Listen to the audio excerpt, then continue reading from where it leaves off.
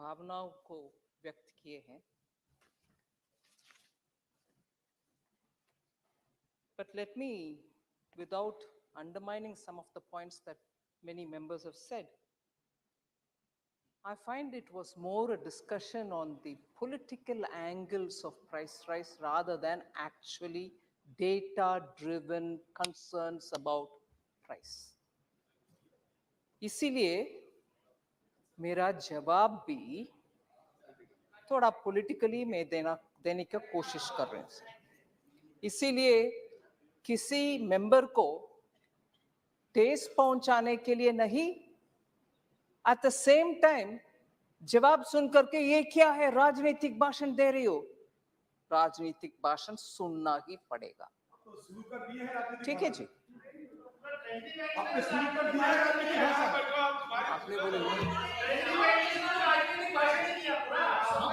आपने बोले स्टार्ट आपने।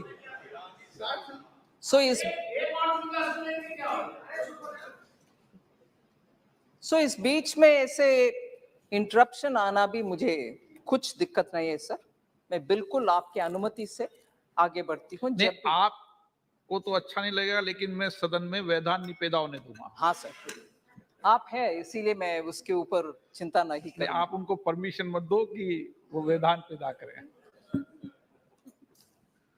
Sir, let us please be in this house looking at India today compared to what is happening in the rest of the world. Just 2 or 3 highlights will tell you where India is compared to the rest of the world and why should we have to compare with the rest of the world. Because whether it was in 2008 or usse pehle, we've never seen a calamity of this kind, a pandemic of this kind, and coming out of the pandemic, even as all of us were trying to make sure that people in our constituencies, people in our states, people in our area are given that extra help, each at our own level. I recognize that everybody, members of parliament and also state governments, have all played their role. Otherwise, India today will not be where it is compared to the rest of the world. So I fully credit the people of India for this kind of a,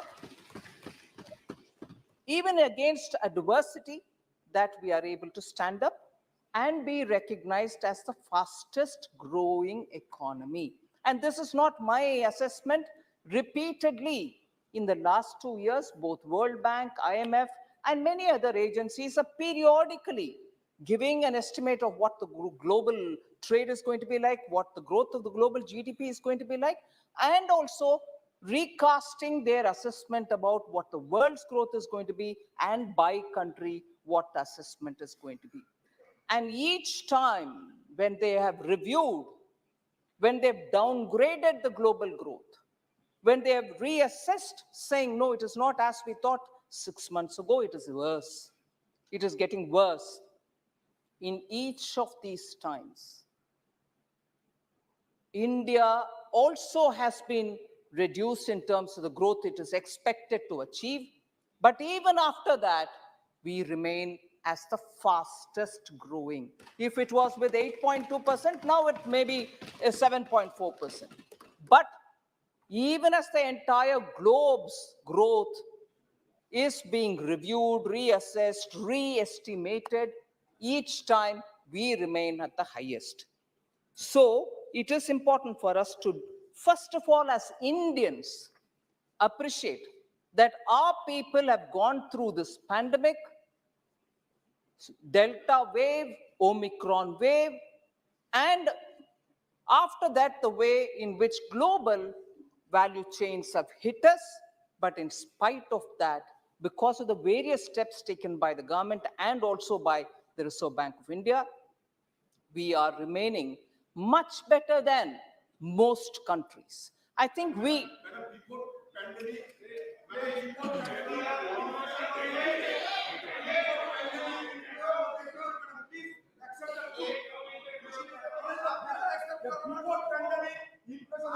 No, माननीय सदस्य, देखिए माननीय सदस्य, एक minute माननीय मंत्री जी, So, sir. एक minute राजा। माननीय सदस्यगण, आप सबने अपनी बात रखी, मंत्री जी ने आपकी बात को ध्यानपूर्वक सुना, कोई बीच में इंटरप्ट नहीं किया। मेरा आपसे आग्रह है, आप भी उनके जवाब को पूरा सुने। सबको बता दिया माननीय मंत्री जी। So, globally, when the situation is really like this, and every agency after agency is assessing the situation by country, and repeatedly in their assessment, India has remained the highest. I think this House, irrespective of the party differences, will have to feel proud for this country and its people. They have struggled. State governments have helped.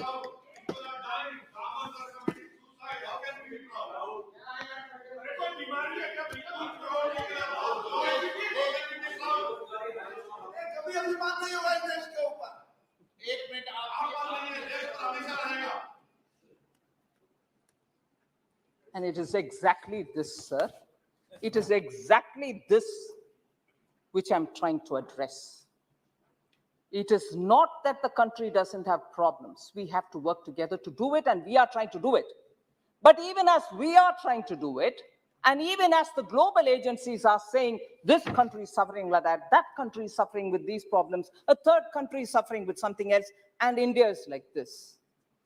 It's a moment that all of us will have to be true to ourselves rather than, excuse me, ma'am, do you have a problem if I speak? There's nothing about warring here. I'm sorry, I take objection to that, Honorable Speaker, sir. Because you're there in front of me, sir. You're there in front of me. Before I complete one sentence.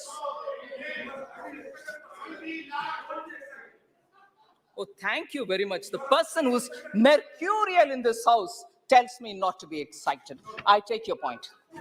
Mercurial. So, sir,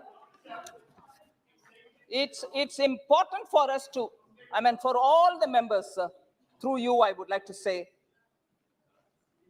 I'm quite convinced of every input given, and I think it's my duty to respond. But even before hearing me, if there's mockery, I will take it definitely seriously to reply those who like to mock rather than hear. So I would seek your indulgence on that. Sir.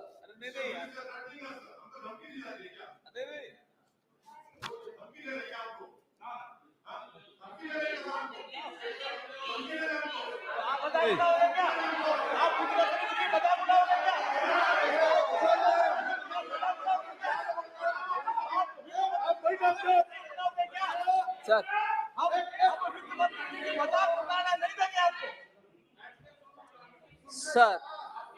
Sir, this is why I want to say this to you. When there can be interruptions which are serious, and when there are mocking tone coming from there, I reserve my right as a member of this House to reply to those. And if that is treated as dumpy, what should be the first one which comes? Treated as mocking or dumpy? Oh, thank you. Otherwise, I wouldn't be. All right, in that house or this house. Dada, you're always very keen on coming up with things which are not so relevant for the conversation. एक minute, मैं सभी माननीय सदस्यों से फिर आग्रह करूंगा कि आप बैठे बैठे टिप्पणी न करें, और माननीय मंत्री जी, इनकी बेटी टिप्पणी को आप सुने नहीं क्योंकि कोई रिकॉर्ड में नहीं जा रहा है, और ये मैं अपेक्षा करूंगा बैठे बैठे कोई टिप्पणी न करें, नहीं तो मुझे नाम से पुकारना पड़ेगा। I'm not a member of this house, but with your permission, I'm here because I have to reply, sir. So the senior member, Saugata Roy, should probably take that into his, system. Oh, dear. Thank you. Thank you. Please recall your glorious days when you were trying to talk to me about onions, na? Recall those days, because you always had that approach to women in the house. Sir.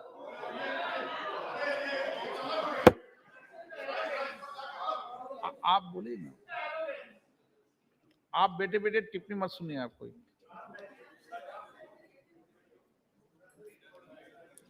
Sir,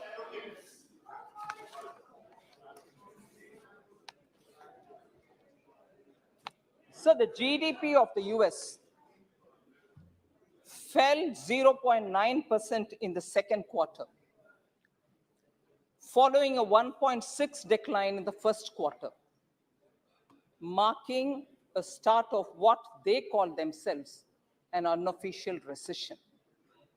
There were some members who were saying, even Adirji mentioned, are we going into a stagflation?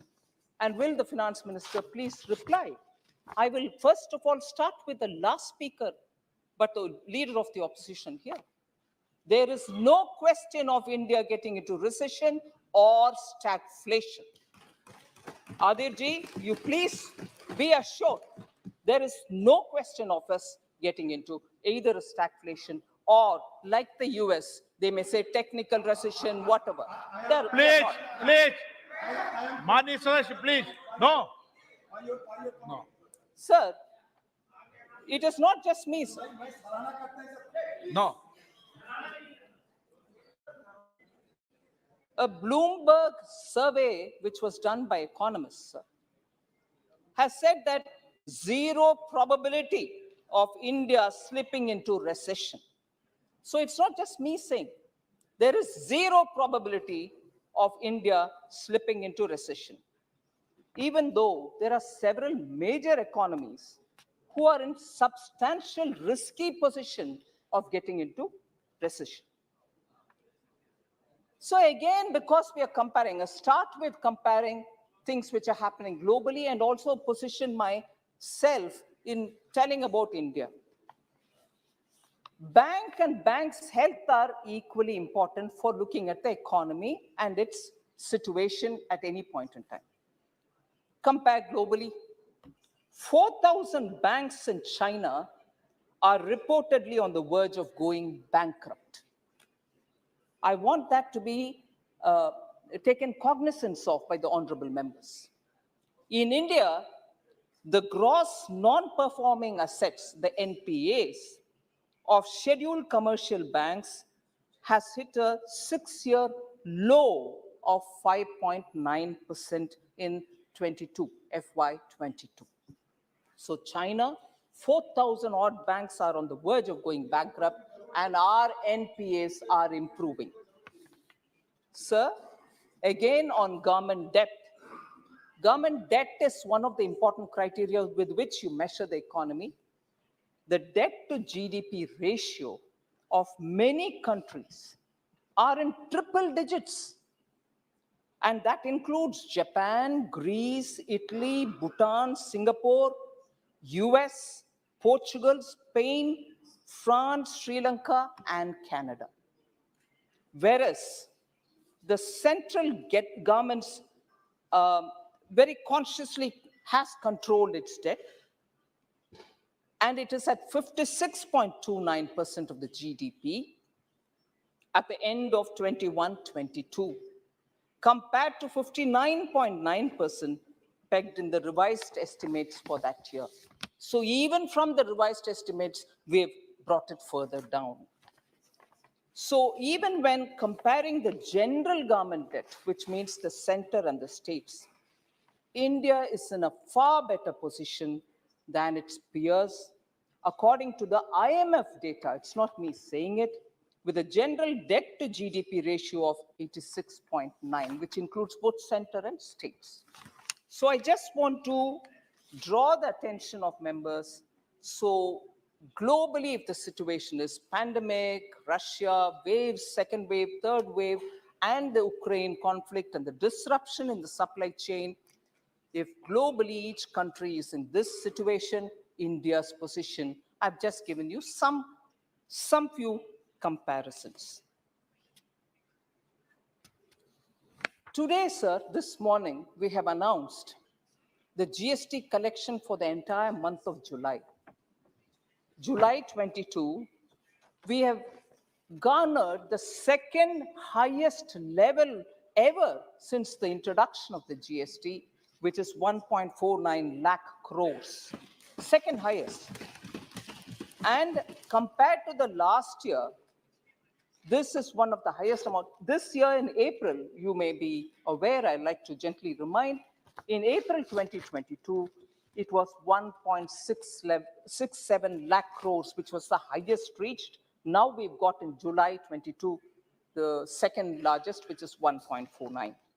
This is the fifth consecutive month that collections have been above 1.4 lakh crores. GST collections have been above 1.4 lakh crores consecutively for 5 full months. So the manufacturing purchasing managers index, which has also come out only in the morning, I think, and it is at 8 months highest number of 56.4 for July. So the trend for output and new orders are strengthening, so the economy is really getting even more robust.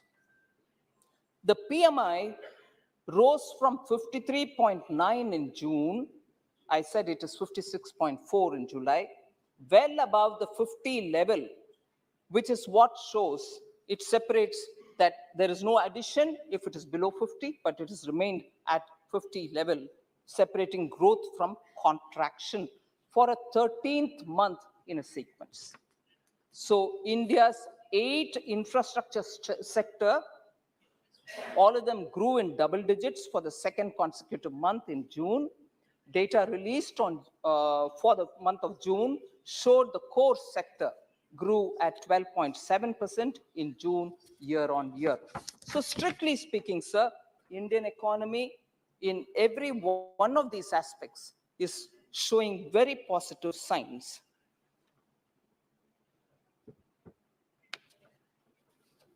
I remind myself about the line Honorable Member Supriya Sule said, you know, it's enough, you can't be going on talking about earlier days. Now you've had enough number of time. She compared also very untypically to a married woman who enters the house. She gets to be a part of that house and you don't anymore say we are new, whereas what has been there and all that. But in these kind of situations, where constantly questions are based not so much on facts, I'm not talking about Supriya ji alone, but in general, when facts will have to be reminded, because the way in which questions are being asked as though it didn't exist earlier. Even now, the leader of opposition said, please accept that inflation existed before the pandemic also. Inflation exists, sir. At what level is the question? So conceding to that point, I have no difficulty. Inflation exists, but at what level? And that is why, if you will pardon me, Honorable Member, I would like to go back to recalling. Let's not forget, for a small taper tantrum, I'm saying small today, of the Fed of 2008, the problem continued till 13, that the Indian economy became a fragile 5 country. But what are we today in? Pandemic, second wave, Omicron, India, Russia, Ukraine, supply chain, even today, largest supply component suppliers around in China, still under lockdown in several areas. In spite of that, we have held the inflation well within 7 or even below. And that has got to be recognized. Oh, yes. Sure, I will speak. So, just gently, some bullets will have to be remembered. हमें याद करना आवश्यक है, क्योंकि बार-बार 8 साल पहले का यूपीए का क्यों बात कर रहे हैं? हाँ, बात करने का आवश्यकता नहीं है. हम बोल सकते हैं हम क्या कर रहे हैं, कितना अच्छा कर रहे हैं, शायद और बेहतर कर भी सकते हैं, मगर हम क्यों बार-बार उसको जिक्र करना चाहिए? क्योंकि उसका इंटेंसिटी क्या है? एक ही था पैंडेमिक भी नहीं है, वो एक फेड का प्रॉब्लम था. यूएस रेट बढ़ा दिया, उनका लिक्विडिटी कंप्रेस करने के लिए कोशिश किया, वो सिर्फ एक प्रॉब्लम था. उसके असर इतना पड़ा कि भारत देश फ्रजाइल 5 देश में एक हो गया था. 13 2013 में। मगर अब तो हम झेल रहे हैं pandemic, second wave, Omicron, China में जगह जगह पर लॉकडाउन, और आज भी ग्लोबल ट्रेड नॉर्मल सी तक नहीं पहुंचा। फिर भी हम मैनेज कर रहे हैं हमारी इन्फ्लेशन को 7 और 7 के नीचे रखने के लिए। इसीलिए मैं उदाहरण कोट करना चाह रही हूं sir. Retail inflation was more than 9%, अभी 7% है। 7 से कम होने के ही प्रयत्न हर बार हुआ है, 2 बार उसका अच्छा नतीजा भी पहुंच गए। मगर 9% से ज्यादा 28 मंथ्स को आप एक इकट्ठा करके देखेंगे, उसमें 22 मंथ्स में 9% से ज्यादा था। यूपीए के कार्यकाल में 9% से ज्यादा। अभी जब हम 7 में हैं और 7 से नीचे कम करने के लिए कोशिश कर रहे हैं, फिर भी हमें बोला गया इन्फ्लेशन, आप क्या कर रहे हो इन्फ्लेशन। 22 मंथ्स को आपने 9% से ज्यादा रखा इन्फ्लेशन, वो याद करिए ना प्लीज एक बार। फिर इन्फ्लेशन उसी समय में डबल डिजिट्स में गया, 10% से ज्यादा में गया। 9 बार यूपीए सरकार के समय 9 बार डबल डिजिट में था इन्फ्लेशन। वो भी याद करना चाहिए जब हमें मांग रहे हैं कि 7% से कम होने क्यों नहीं हो रहे। करो, करेंगे, बिल्कुल करेंगे। मोदी जी ध्यान रख रहे हैं उन सब के ऊपर, जरूर करेंगे। मगर आप 22 मंथ्स में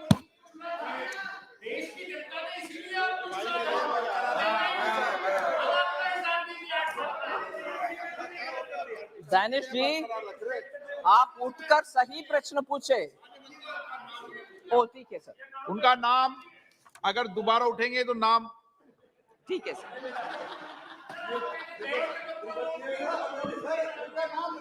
लीड कर दो सर।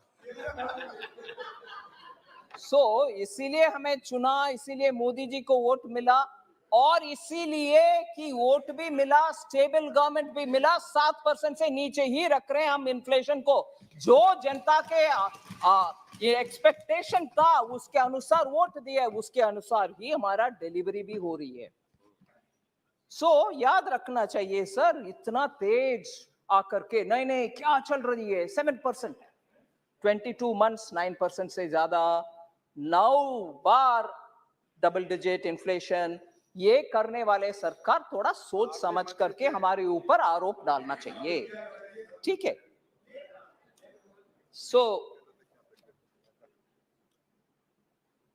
इससे ज्यादा मैं इन्फ्लेशन के ऊपर और बोल सकती हूँ सर, मगर समय भी हो रहा, आगे बढ़ती हूँ। अरे 7 से कम हो रही है जी, बिल्कुल बिल्कुल।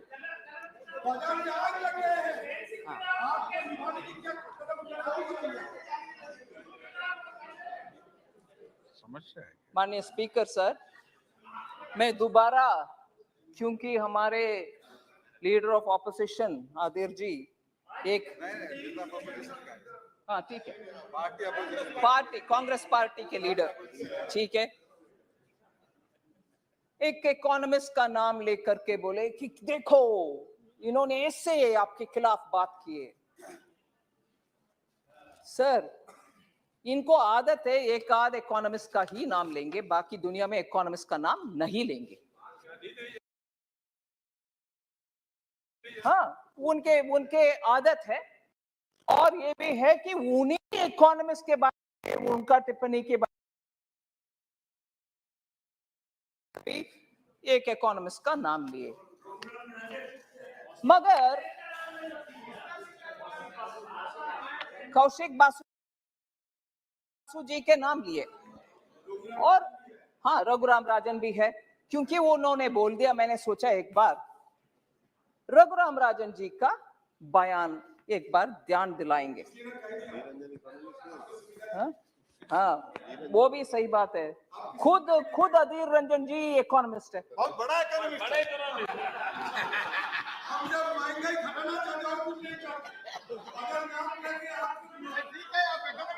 सर, शनिवार के दिन रघुराम राजन जी ये बात बोले कि आरबीआई ने अच्छा काम किया।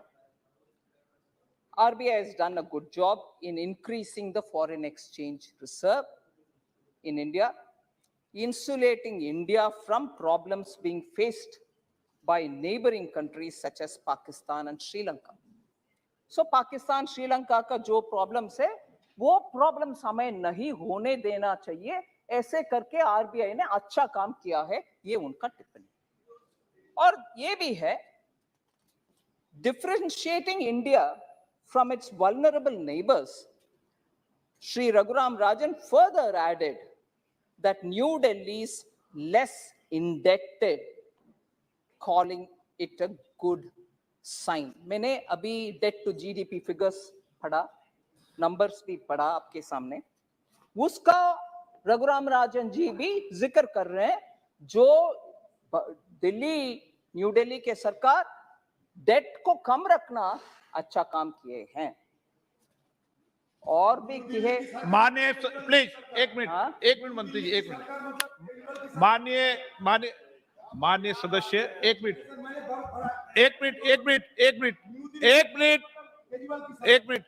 माननीय सदस्य, आप वरिष्ठ माननीय सदस्य हैं, आप हर सेकंड में उठना ये उचित नहीं है, ये तरीका ठीक नहीं है आपका।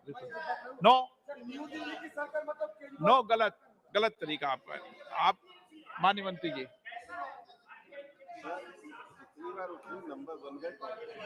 सर, रघुराम राजन ने ये भी कहा है, we have sufficient foreign exchange reserves. RBI has done a good job in increasing the reserves. We are not having problems like Sri Lanka and Pakistan. Our foreign debts are also less. इतना स्पष्ट बोले। No please, तरीका ठीक नहीं है बिल्कुल। आप मंत्री जी उनकी बात पर मत कहिए, मैं देख रहा हूं सब चीज। ठीक है। और इन्फ्लेशन के ऊपर बहुत चिंता कर रहे हैं आदिर रंजन जी। रघुराम राजन दोबारा इस विषय में क्या बोले? At present, there is inflation all over the world. RBI is increasing interest rates, which will help in reducing inflation. Most inflation is in food and fuel. As we can see, food inflation is coming down in the world and will decrease in India also. Sir, ये RBI के तरफ के assessment Raghuram Rajan ji ने बोला, और उससे ये भी समझ में आ रही है कि इंडियन इकोनॉमी कहाँ है और इन्फ्लेशन भी भारत देश में कम ही हो रही है। मगर but of course he did not say about measures we have taken from the government, from the Ministry of Finance, to reduce the cost of imports on, say, like edible oil, masoor dal, and so on. मैं उसको जिक्र करना चाह रही हूं sir.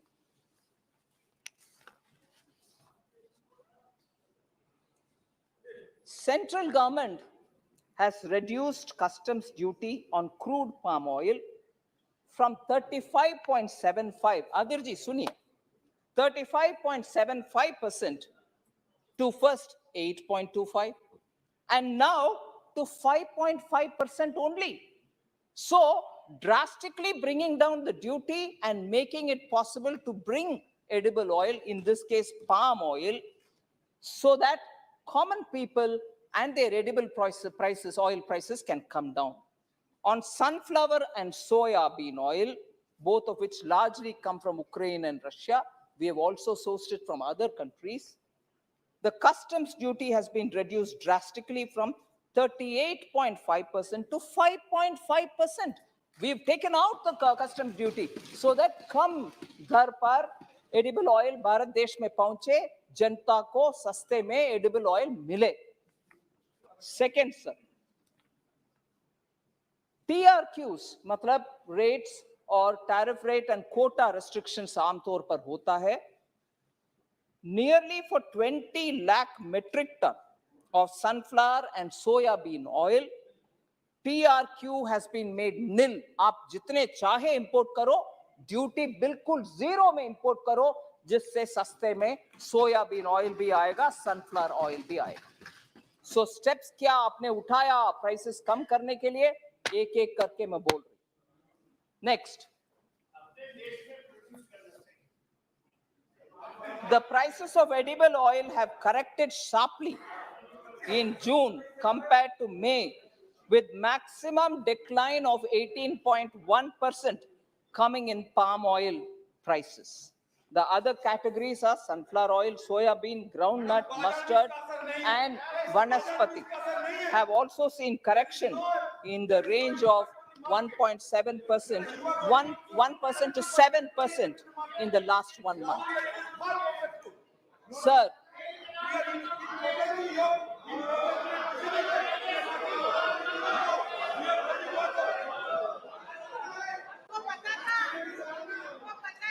Sir,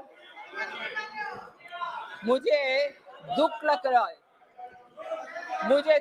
रहा है बाहर जाकर के प्राइस राइस के ऊपर सरकार भाग रही है, डिबेट नहीं कर रही है। कहने वाले कांग्रेस आज जवाब सुनने के लिए तैयार नहीं है, बाहर वो भाग रहे हैं बाहर, जवाब सुनने का क्षमता तक नहीं है उनको।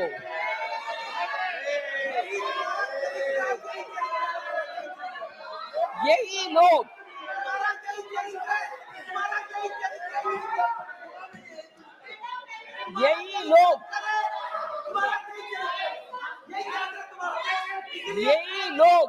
पिछले एक सप्ताह से करो बहस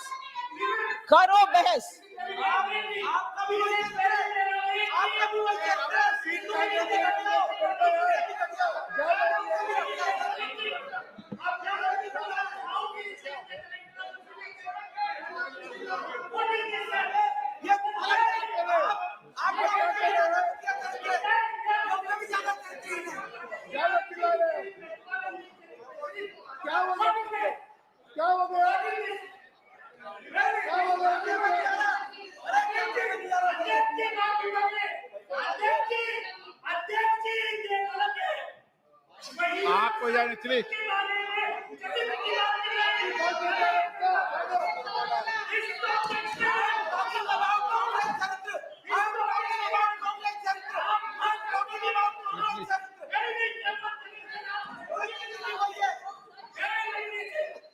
माननीय मंत्री जी, what have I done? They can go out, I should say. Sir, customs duty on masoor has been reduced.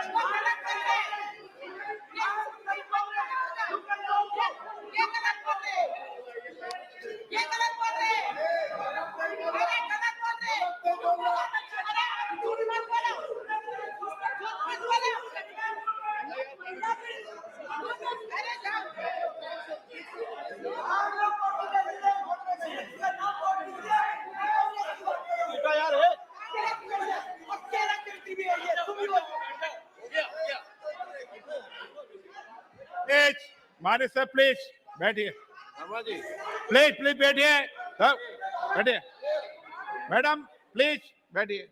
माननीय मंत्री जी, सर,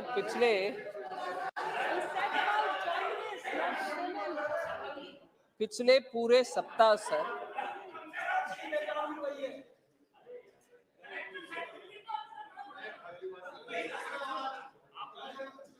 पिछले एक सप्ताह और उससे पहले से भी प्राइस राइस के ऊपर चर्चा मांगने वाले कांग्रेस और हमारे पार्लियामेंट्री अफेयर्स मिनिस्टर बार बार बोल रहे थे कि जब तक मेरा हालत कोविड से वापस आऊंगी तब तक प्लीज सह जाइए, फिर करेंगे, आपकी अनुमति से आज हो रही है। और उसके लिए मेरा शुभकामनाएं देने वाले आदिर रंजन जी, प्लीज आप स्वस्थ रहो वगैरह, वो जवाब सुनने को तैयार नहीं है, निकल गए, पूरे कांग्रेस निकल गए सर। सो एक विषय अंदर और बाहर जाकर के दूसरे, जब चर्चा हो रही है वो नहीं रहते इधर, और बाहर जाकर सरकार भाग रही है, सुनने वाले नहीं है, चर्चा करने को मन नहीं है। अरे चर्चा तो हो रही है अभी। सो कांग्रेस का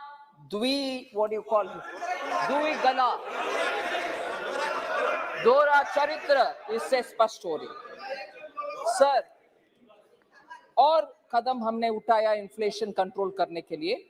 मसूर दाल का कस्टम्स ड्यूटी भी जो 30% तक था इंपोर्ट करने की, क्योंकि दलहन का बहुत ही सपोर्ट हम दे रहे हैं।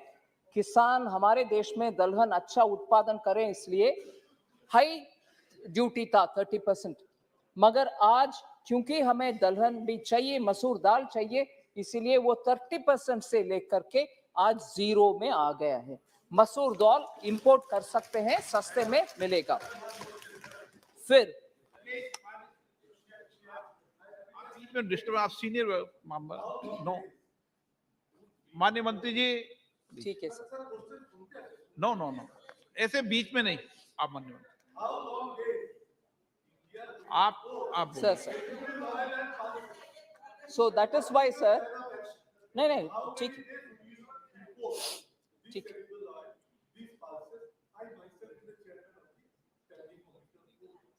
No, I fully recognize, I understand your question.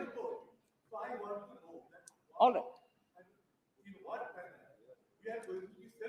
All right. Sir, आज का इस परिस्थिति में, क्योंकि इन्फ्लेशन को कम करना है, तुरंत करना है, पिछले 2-3 साल से प्रधानमंत्री जी दलहन के लिए, तिलहन के लिए बहुत ही सारे कोशिश कर रहे हैं। हर स्टेट में हर मंत्री के साथ बात करके इसको विस्तार करने के लिए और उत्पादन विस्तार करने के लिए, फिर भी क्योंकि आज हम प्राइस के विषय में चर्चा कर रहे हैं और तुरंत हमें जनता को सस्ते में पहुंचाना चाहिए, इसीलिए इंपोर्ट को अलग कर रहे हैं। इसका मतलब ये नहीं है हमारे किसान के खिलाफ हम जा रहे हैं। हमारे किसान को जितने भी प्रोत्साहन देना है, जितने भी बोनस वगैरह देना है दलहन और तिलहन के लिए, वो जरूर करेंगे। Sir, similarly, customs duty on steel was rationalized significantly. I know Pinaki ji raised an issue. I will address that. Further, customs duty was also exempted on iron and steel scrap, while customs duty was also rationalized on copper scrap. ये क्यों important है? MSME का raw material में उनको prices high जाने में, उनको उनके बिजनेस करने में बहुत ही दिक्कत था। उनका रिप्रेजेंटेशन बहुत मिला, इसीलिए उनके रॉ मटेरियल सस्ते में मिलने के लिए कस्टम्स ड्यूटी इन सभी प्रोडक्ट्स के ऊपर हटाया गया। फिर customs duty has also been exempted on coal, met coke, coking coal and ferro nickel. ये सब भी स्टील इंडस्ट्री को भी चाहिए, एमएसएमई इंडस्ट्रीज को भी चाहिए, उनको उनके सुविधा के लिए उन विषयों में भी कस्टम्स ड्यूटी ने कम करवाया। हमने कस्टम्स ड्यूटी को कम करवाया। फिर स्टील प्राइसेस डोमेस्टिक मार्केट में अभी गिरावट है, क्योंकि ऑलमोस्ट 10%, आई थिंक ऑलमोस्ट 1/10 उसमें कमी हुआ है, क्योंकि we have reduced the rates of the duties and imposed export duty.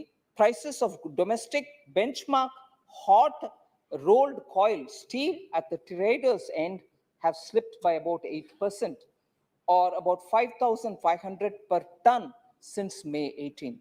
So top steel makers have also quoted prices for June that are lower by 4,500 or 5,500 a ton. इसका सरासर benefit MSME को मिलेगा, जिससे उनका कारोबार में अच्छा चलने में इकोनॉमी भी उसका बेनिफिट उठा सकेंगे।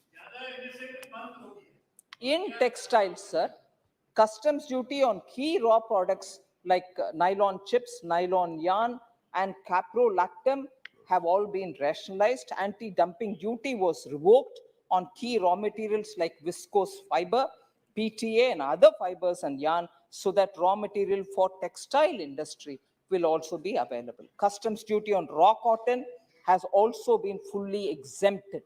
Raw cotton का बहुत ही डिमांड, और आजकल टेक्सटाइल इंडस्ट्री में उसके बारे में बहुत चर्चा है, उसमें भी ऐसे करके मैं बहुत सारे और भी उदाहरण दे सकती हूं, जिससे इन्फ्लेशन कंट्रोल के लिए और सस्ते में रॉ मटेरियल हमारे लोग को मिलने के लिए बहुत सारे कदम हमने उठाया. 38 lakh tons of metric tons of free food grains were provided for every month for 8 months to 75.8 crore beneficiaries. हम सबको मालूम है. This year too, वो September 22 तक हमने अनाउंस कर दिया. सिर्फ एक विषय माननीय अधीर जी ने पूछा मगर निकल गए.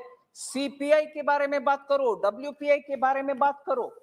सर 2012-13 में सीपीआई बेस्ड इन्फ्लेशन 10.505 था. 13-14 में 9.38 था परसेंटेज.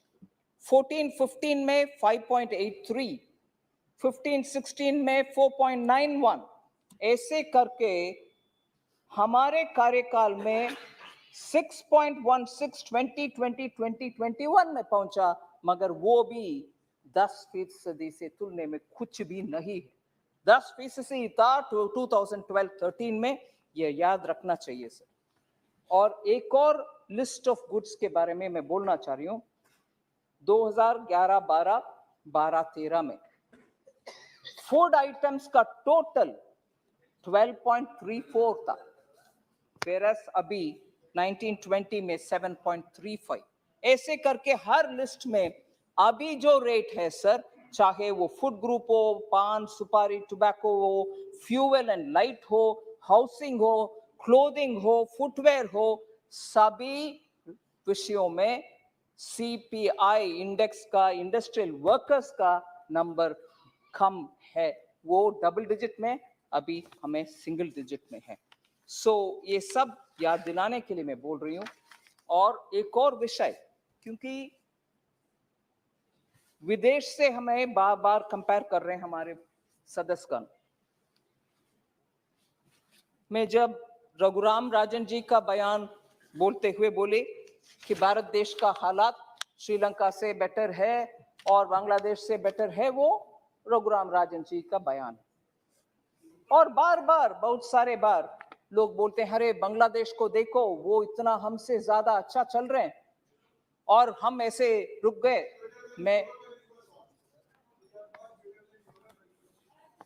मैं सिर्फ एक आध सच्चाई इस हाउस के सामने रखना चाहती हूं सर.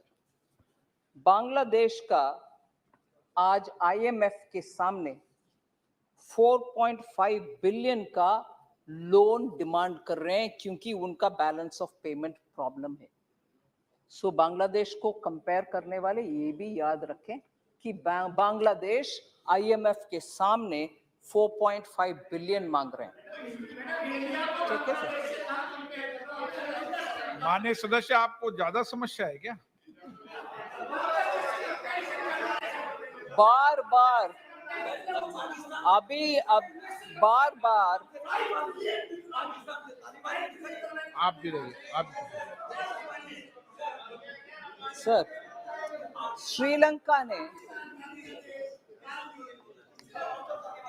जब जवाब मिल रही है सर, और उस जवाब से ये पता चल रही है कि भारत देश का हालात बहुत बेहतर है, अरे बांग्लादेश के साथ आप क्यों कंपेयर कर रहे हो? बांग्लादेश को कंपेयर करने वाले कितने नहीं है हमारे सामने जो बोलते थे हमें कि बांग्लादेश को देखो, पीपीपी परचेसिंग पावर पैरिटी के इनकम, जीडीपी के पर कैपिटा जीडीपी कितना है देखो बोलने वाले आज मेरे सामने दिख रहे हैं जी. उनके लिए मैं जवाब दे रही हूं. श्रीलंका 3.5 बिलियन आईएमएफ के सामने मांग रहे हैं. सर, पाकिस्तान के बारे में आईएमएफ के उनके अपने ही प्रेस रिपोर्ट में से टोटली एक एक स्टेज पर एक एक अमाउंट कुल मिलाकर के 7 बिलियन मांग रही है पाकिस्तान आईएमएफ के सामने. भारत देश का हालात वो नहीं है. हमारे पास पूरे रिजर्व्स है, इसीलिए हमारा मैक्रो इकोनॉमिक फंडामेंटल्स परफेक्ट है. जो मैं दोबारा कोट करना चाहती हूं, रघुराम राजन जी भी आरबीआई को क्रेडिट करते हुए बोले. सर, और ये भी है ये सिर्फ इधर नहीं है, पार्लियामेंट में भी क्वेश्चंस में भी पूछा गया है कि माननीय सीधे बैठिए। माननीय सदस्य, आपको कह रहा हूं मैं कि आप सदन में कैसे बैठते हैं उसकी गरिमा बना के रखें। पैर पे पैर ऊपर रख के नहीं बैठा जाता कभी। मैं नाम से नहीं बोल रहा ताकि अच्छा नहीं लगे लोगों को, इसलिए इशारे में समझ जाए सब। सो बांग्लादेश से कंपेयर क्यों कर रही हो, श्रीलंका से कंपेयर क्यों कर रही हो? इसी विषय के ऊपर बहुत वरिष्ठ नेतागण ऑपोजिशन में, भारत भी श्रीलंका के जैसे उसी रास्ते पर चल रहे, बोला नहीं है? और अब जब मैं जवाब दे रही हूं, सर अरे आप श्रीलंका से क्यों कंपेयर कर रही हो? सभी देश अच्छा रहना चाहिए सर, मैं किसी देश को बुराई नहीं मांग रही। श्रीलंका हो, बांग्लादेश हो, सभी देश अच्छा रहना चाहिए, मगर हमें टोक टोक करके बोला गया कि हमारे देश भी श्रीलंका जैसे। शर्म है ऐसे बात करने वाले नेतागण को, शर्म।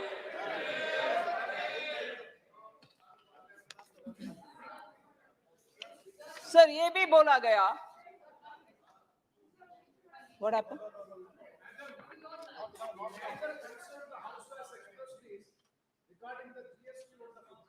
I'll answer all of that. No, आपको मैंने अलाउ नहीं किया। आपके बेट की मंत्री जी, मैंने अलाउ तो नहीं किया उनको। सर आप मुझे ऐसे तो सभी प्रश्न, मुझे दुख हो रही है सर, मुझे दुख हो रही है कि 5 घंटे चल सकते हैं विवाद और डिस्कशंस, मगर जवाब थोड़ा लंबा चौड़ा हो गए 1 घंटा, वो भी वरिष्ठ। कम ऑन प्रेमचंद्र जी, मैं जवाब दे रही हूं हर एक पॉइंट के लिए सर, लंबा हो रही है, मैं क्या करूं? इतने सारे विषय उठाया, उसका जवाब देना है कि नहीं देना है? ये भी बोला गया कि आप आज का हालात में और डिमोनेटाइजेशन से कंपेयर करते हुए अभी भी लिक्विडिटी ज्यादा है इकोनॉमी में, आपने ये ऐसे कर दिया वैसे कर दिया। मैं बोलना चाह रही हूं सर, लॉकडाउन के समय और उसके बाद आत्मनिर्भर भारत के अनाउंसमेंट के समय मुझे बहुत सारे लोग सुझाव दिए कि प्रिंट करो करेंसी, प्रिंट करके सबको बांटो, जनता को न्याय करो, उनके हाथ में पैसा रखो। ये सब आया सर। हा? मुझे वो सब बोल करके सर, ये सब बोल करके अभी लिक्विडिटी देखा कि कितना हो गए, डिमोनेटाइजेशन से अभी तक लिक्विडिटी इतना हो गए, आपने प्रिंट करा इसीलिए। सॉरी, डेटा लीजिए, फैक्ट्स के अनुसार हाथ में रख के बात करिए। ये क्या है सर? सर 2018-19 में इंडिया में 22% था sir as a percent of GDP. ये मैं सेंट्रल बैंक का बैलेंस शीट के बारे में बात कर रही हूं, जिससे समझ में आता है कितना प्रिंटेड है वगैरह। 22%, 1920 में 27%, 2020-21 में 29% और 21-22 में 26%। ये सेंट्रल बैंक, हमारा रिजर्व बैंक का बैलेंस शीट के बारे में बात कर। यूएस से कंपेयर करिए, बांग्लादेश श्रीलंका क्या चीज है, यूएस से कंपेयर करिए। बोलने वाले को प्लीज ये गौर से सुने। आप तो मुझे सुना दे, उनको मत सुनाओ। यूएस 2018-19 में उनके सेंट्रल बैंक में, उनके बैलेंस शीट में as a percentage of GDP, उनके सेंट्रल बैंक का 2018-19 में 20%, 1920 में 19%, 2021 में 35% और 21-22 में 38%, जबकि हमारा 26%। और यूरोजोन 2018-19 में 39%, 1920 में 39%, 2021 में 42% और 21-22 में 67% सर। सो प्रिंट करेंसी करने वाले का नंबर ये देखिए, यही बैलेंस शीट है उनका सेंट्रल बैंक का, हमारा नहीं है। हम टारगेटेड अच्छे प्लान करके जिनके हाथ में जाना है मदद उनके हाथ तक पहुंचाया, इसीलिए बहुत ही जिम्मेदार तरीके से चल रही है इकोनॉमी। सर अभी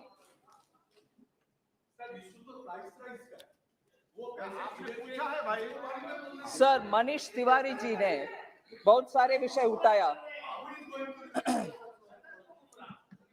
90% ऑफ इंडियन इंडस्ट्री जीएसटी के बारे में उन्होंने बोला।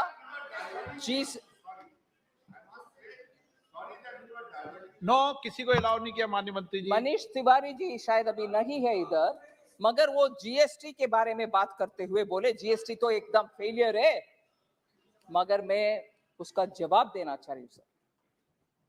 जीएसटी के ऊपर एक सर्वे एक कंपनी ने किया डिलॉइट्स का, वो बोले कि 90% of Indian industry leaders feel that GST has made doing business easier by bringing down barriers across the country. और ये भी बोले GST regime has also positively affected the prices and cost of goods and services to end consumers and along with helping companies optimize their supply chains. So GST के बारे में studies के द्वारा जो इंफॉर्मेशन आ रही है वो आपके सामने रख रही है। फिर एमएसएमई के बारे में भी बहुत ही उनका कंसर्न था, उसमें भी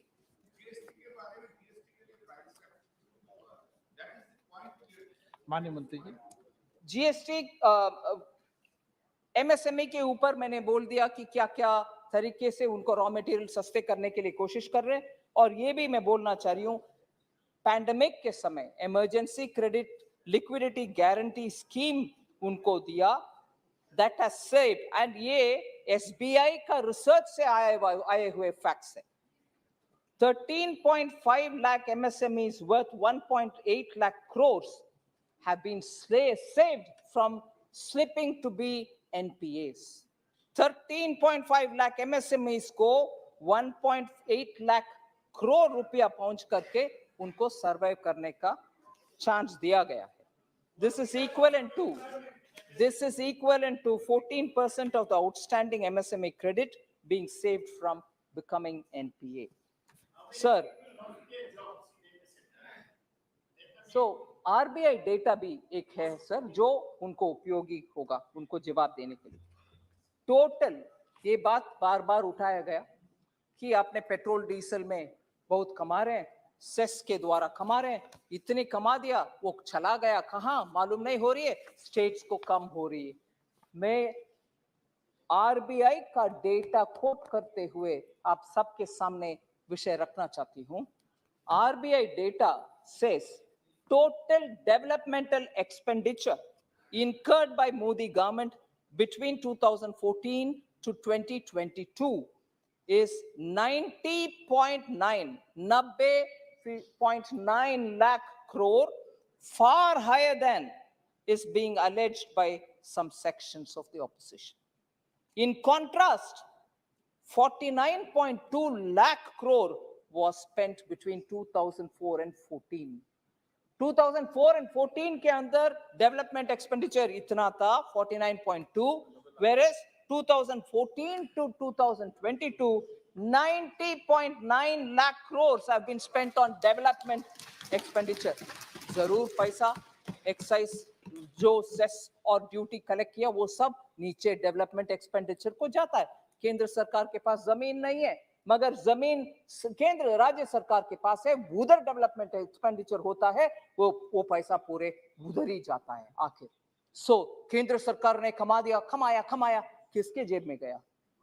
किसी का जेब में नहीं गया, हर राज्य में डेवलपमेंट में खर्च उठाया गया।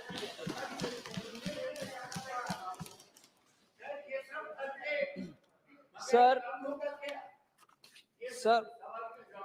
ये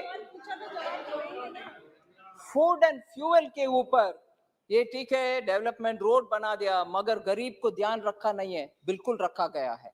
उसका ही मैं बोल रही, expenditure incurred by our government includes 24.85 lakh crore spent on food and fertilizer and fuel, and 26.3 lakh crores on capital creation. Over the 10 years of UPA, only 13.9 lakh crores was spent on subsidies. ये बार बार हमें बोलते हैं मनरेगा में ये कर दिया, उन कुछ और में ये कर दिया, गरीब के लिए कुछ नहीं किया. आपके 10 साल में 13.9 लाख ही खर्च किया आपने करोड़. हमने 24.85 lakh crore on food, fuel and fertilizer किया और 26.3 lakh on capital creation किया. Sir,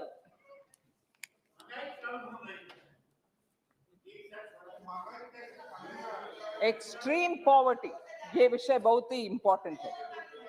Extreme poverty में लोग पैंडेमिक के समय चला गया, आपने ध्यान रखा नहीं है. नहीं, वो भी सच नहीं है. यूएनडीपी के रिपोर्ट आया है सर, जिसमें वो स्पष्ट बोल रहे हैं कि while soaring food and energy prices can push up to 71 million people around the world into poverty, the UNDP report said that chances of those in India, particularly those who are earning $1.9 per day, slipping into poverty due to this upturn would be zero. Bharat में गरीबी रेखा के नीचे जाने वाले लोग का संख्या 0 होगा, ये यूएनडीपी का रिपोर्ट है. और उसमें ये भी बोला है, a recent comparative assessment of price and income support measures, वो बोल रहे हैं कि assessment of price and income support measures show that targeted transfers not only help poorer households cope with price spikes, but also have significantly lowered the impact on carbon emissions. So ये targeted हमारे subsidy देने वाले उस scheme को सराहना करते हुए UNDP report बोल रही है गरीबी रेखा के नीचे 0% लोग इंडिया भारत में जाएंगे. ये रिस्क हमें नहीं है. सर फर्दर आईएमएफ का भी है, मगर उसमें नहीं जा रही हूं. Specifically on GST, item by item बहुत सारे कमेंट्स आया, उसका मैं जवाब देना चाहती हूँ. जीएसटी ऑन पेन, पहले विषय सर, जीएसटी ऑन पेंसिल. हमारे माननीय सदस्य खनिमोड़ी जी, एक यूपी से एक लड़की ने प्रधानमंत्री जी को चिट्ठी लिखा पेंसिल का दर के ऊपर. मैं first of all I want to say sir, pencil के ऊपर कोई चेंज नहीं किया गया. ओके सर, बच्ची ने लिखा है, ठीक है, मगर बच्ची ने किसको लिखा है सर? माननीय प्रधानमंत्री जी को, क्योंकि उनको भरोसा है उन तक लेटर पहुंचेगा, वो सुनेंगे और उनको जो करना है वो करने के लिए वो तैयार रहेंगे. किसी और को तो वो लिखने के लिए वो बच्ची का मन में नहीं आया, वो भी हम ध्यान में रखना चाहिए. और ये बात मैं बोलना चाहिए हूँ जरूर. हाँ सॉरी, नो सर, मैं जरूर इसका जवाब तमिल में भी दूंगी,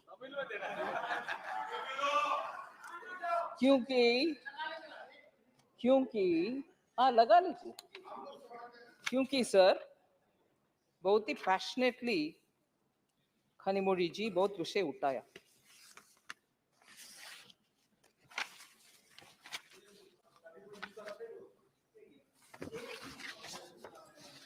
बाकी वो जीएसटी पेन के ऊपर, पेंसिल शार्पनर के ऊपर, हॉस्पिटल बेड के ऊपर मैं आती हूँ.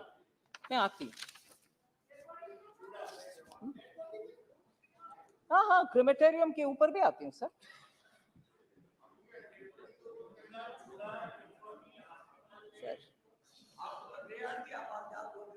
നവംബർ 3 தேதி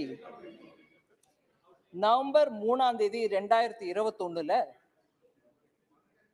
பெட்ரோல் மீது இருக்கக்கூடிய வரியை 5 ரூபாய் குறைச்சாரு மோடி ஐயா. டீசல் மீது இருக்கக்கூடிய வரியை 10 ரூபாய் குறைச்சாரு. அதே மாதிரி மே 2021 அது நவம்பர் 2021 மே 2022ல மத்திய அரசு திரும்பவும் பெட்ரோல் மேல இருக்கக்கூடிய வரி 9 ரூபா 50 பைசா குறைச்சாங்க. டீசல் மேல 7 ரூபா குறைச்சாங்க. அதே நாள் எல்பிஜி உஜ்வலா கஸ்டமர்ஸ்க்கு 200 ரூபா மானியம் கொடுக்கறதாவும் அனௌன்ஸ் பண்ணாங்க. सिर्फ एक हमारे Tamil, I don't know if you are getting the translation, हो रहा है ठीक. मगर सर தமிழ்நாட்டுல தேர்தலுக்கு முன்னாடி டிஎம்கே அரசமைக்கிறதுக்கு முன்னாடி அவங்களுடைய தேர்தல் மேனிஃபெஸ்டோல 5 ரூபா பெட்ரோல்ல நாங்க குறைப்போம், எலெக்ஷன்ல ஜெயிச்சு அரசமைச்சா 5 ரூபா குறைப்போம் அப்படின்னு சொன்னாங்க. அதே மாதிரி டீசல்ல 4 ரூபா குறைப்போம் அப்படின்னு சொன்னாங்க. அதை தவிர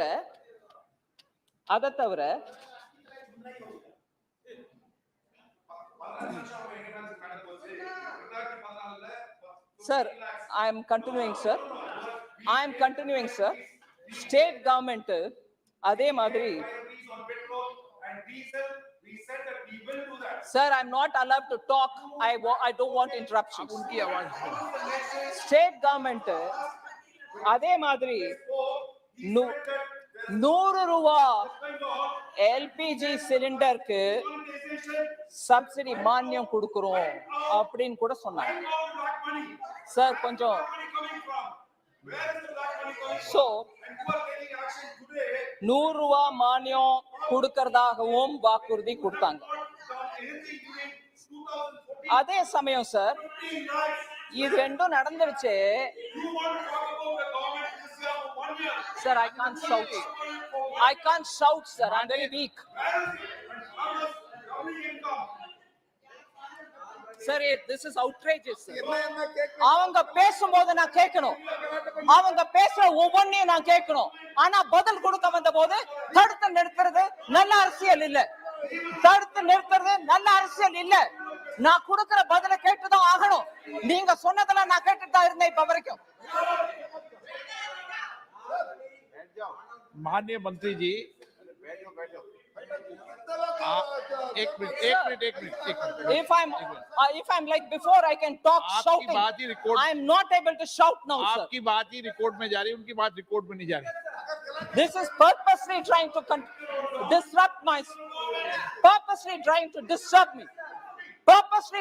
disrupt me because I'm telling the truth. If they have objection, they should speak afterwards. Thank you.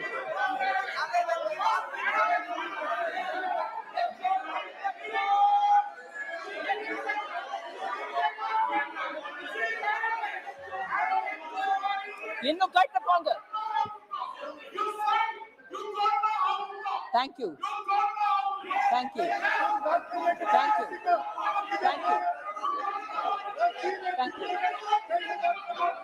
Sir, what is this, sir? ये क्या है सर?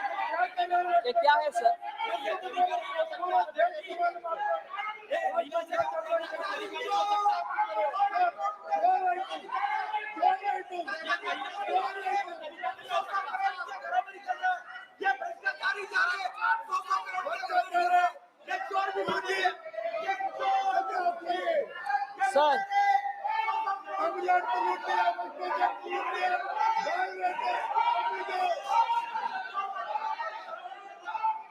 सर क्योंकि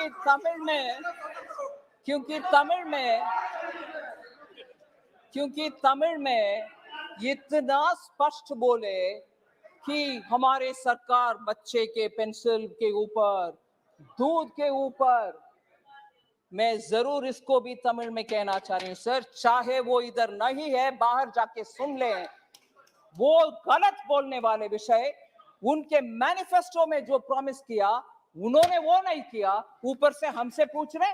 और ये भी एक दुख की विषय में बोलना चाह रही हूँ, जब पत्रकार लोग जाकर के उनसे पूछे आपके मैनिफेस्टो में आपने बोला आप क्या कम नहीं किया, क्यों नहीं किया, केंद्र सरकार ये कर चुके हैं, अब क्यों नहीं किया? उस समय எங்க மத்திய அரசு குறைச்சிட்டாங்க வரிய, நீங்க ஏன் குறைக்கல? ஒரு தரம் இல்ல 2 முறை குறைச்சிட்டாங்க, நீங்க ஏன் குறைக்கலன்னு கேட்டதுக்கு அவங்க அமைச்சர் சொல்றாங்க பதிலு, நாங்க ஏதாவது டேட் சொன்னோமா? நாங்க சொன்னோம் அவ்வளவுதான். क्या हमने कुछ डेट दिया है क्या? We said it, that's all. तारीख नहीं बोला ना, जब कट करेंगे. अरे मैनिफेस्टो में बोला, केंद्र सरकार 2 बार काटा, आपने कम नहीं कर रही हो, और जब आप पूछ रहे हैं मीडिया, आप जवाब ये दे रहे हैं कि हमने डेट थोड़ी ना दिए, करेंगे, ये जवाब है सर. और वो लोग बोल रहे हैं मुझे arrogant. I don't mind if you want to call me arrogant, मगर जवाब जनता के लिए जो आज मैं बोलने वाली थी क्रोकोडाइल टीयर्स, मगर शायद वो ऑब्जेक्शनेबल लिस्ट में पार्लियामेंट्री अनपार्लियामेंट्री में निकाला गया, मगर वही हो रही है. முதல கண்ணீர் வடிச்ச கதை இது. மத்திய அரசு குறைப்பாங்க, ஆனா நான் குறைக்க மாட்டேன், டேட் சொன்னேனா? Okay sir. और दूसरा सर, ये भी वो लोग बोले, और वो भी उनके हाउस में भी बोले कि डीजल का तो हम करने के लिए बोले, मगर हम कर नहीं सक रहे हैं क्योंकि हमारे पास कितने लोग डीजल उपयोग कर रहे हैं नंबर नहीं है. इसीलिए हम जो वायदा दिया कम करने के लिए वो कर नहीं पा रहे हैं, इसीलिए कि हमारे पास नंबर नहीं है. सो आखिर कुछ भी कटौती नहीं हुई. केंद्र सरकार के द्वारा 2 बार कटौती होने के बाद भी वो कम नहीं किए, और आज खड़े होकर के हमसे बार बार पूछ रहे कि पेट्रोल, डीजल, एलपीजी को भी सब्सिडी देने के लिए बोले कि हम नहीं देंगे. सो மத்திய அரசு மேல குற்றச்சாட்டு வைக்கிறதுக்கு முன்னாடி நீங்க உங்க வாக்குறுதியை ஏன் நிறைவேற்றலன்றதை எடுத்து சொல்லணும். 2 முறை நாங்க குறைச்ச பிறகு கூட நீங்க குறைக்கல. और इवन वर्स, आज पाल वेला कुறைஞ்சு जास्ती பண்ணிட்டீங்க. दूध के ऊपर आपने डाल दिया जीएसटी. कहने वाले तमिल डीएमके के नेतागण को मैं पूछ रही हूं, मान लीजिए हमने क्लियरली बोले ब्रांडेड दूध के ऊपर लगेगा, लूज में दूध खरीदो, कुछ जीएसटी नहीं है. और केंद्र सरकार को इतना टिप्पणी करने वाले डीएमके सरकार क्या किया है सर? वो ब्रांडेड आइटम्स के ऊपर मैं बोल रही हूं, लूज के ऊपर तो कुछ नहीं कर सकते, उसके ऊपर टैक्स नहीं है. ये लीजिए, मान लीजिए 1 केजी का दही खरीदना है. डीएमको को बता रहा है तो उनकी भाषा में बता. हाँ, மத்திய அரசு மேல இவ்வளவு கோமா ஜிஎஸ்டி போட்டுட்டீங்கன்னு சொல்ற டிஎம்கே, பிராண்டட் ஐட்டம்ஸ்க்கு மேலதான் டாக்ஸ் போட்டிருக்காங்க ஜிஎஸ்டி கவுன்சில். அது மத்திய அரசு போடல, மோடி ஐயா போடல, ஜிஎஸ்டி கவுன்சில் உங்க மந்திரியும் உட்கார்ந்து இருக்கக்கூடிய ஜிஎஸ்டி கவுன்சில்ல தான் நிர்ணயம் ஆச்சு. அதுல 5% தான் பிராண்டட் ஐட்டம்ஸ்க்கு மேல வரி போடணும். இன்னைக்கு பப்ளிக்கா நியூஸ் பேப்பர்ல வந்திருக்க ஐட்டம் உங்களுக்கு முன்னாடி வைக்கிறேன். 1 கேஜி தயிர் வாங்கினா 100 ரூபாய் பழைய ரேட்டு. அதுக்கு மேல 5% டாக்ஸ் போட்ட பிறகு அது 105 ரூபாய் ஆகணும். ஆனா நீங்க என்ன விலைக்கு விக்கிறீங்க? 120. 5% ஜிஎஸ்டி கவுன்சில் போட சொல்லிச்சு, ஆனா நீங்க எவ்வளவு போடுறீங்க? 1. ரெண்டாவது, லஸ்ஸி, அதாவது இனிப்பா இருக்கக்கூடிய மோர் 27 ரூபாய்க்கு விற்க வேண்டியது பழைய ரேட்டு. 5% ஜிஎஸ்டி டாக்ஸ் போட்ட பிறகு, பிராண்டட் ஐட்டம் போட்ட பிறகு அது 28 ரூபாய் 35 காசா இருக்கணும். ஆனா நீங்க 30 ரூபாய்க்கு விற்கிறீங்க. ஜிஎஸ்டி மேல பழி போட்டுட்டு நீங்க ஹையர் ரேட்ட போடுறீங்க, மக்களுக்கு பாரம் சுமத்துறீங்க. அதே மாதிரி பட்டர் மில்க், மோர், அதே மாதிரி மோர் 10 ரூபாய்க்கு விற்க வேண்டியது மோர், அது மேல 5% டாக்ஸ் போட்டா அது 10 ரூபாய் 50 காசு ஆகணும். 12 ரூபாய்க்கு நீங்க விற்கிறீங்க இன்னைக்கு. அது எப்படி நியாயம்? ஜிஎஸ்டி கவுன்சில் மேல போட்டுக்கிட்டு நீங்க அதிக விலைக்கு விற்கிறீங்க பழி ஜிஎஸ்டி மேல. ஆனா ஜிஎஸ்டினா மத்திய அரசுன்னு சொல்றீங்க. மத்திய அரசு இல்ல, உங்க அமைச்சரும் தான் உட்கார்ந்து இருந்தாரு அதே ஜிஎஸ்டி கவுன்சில்ல. ஏகமானதாக எல்லாரும் சேர்ந்து யுனானிமஸா எடுத்த டிசிஷன். இதுல புதுசா ஏழைகளுக்கு கஷ்டம் கொடுக்கறதுக்கு ஒண்ணுமே பண்ணல sir.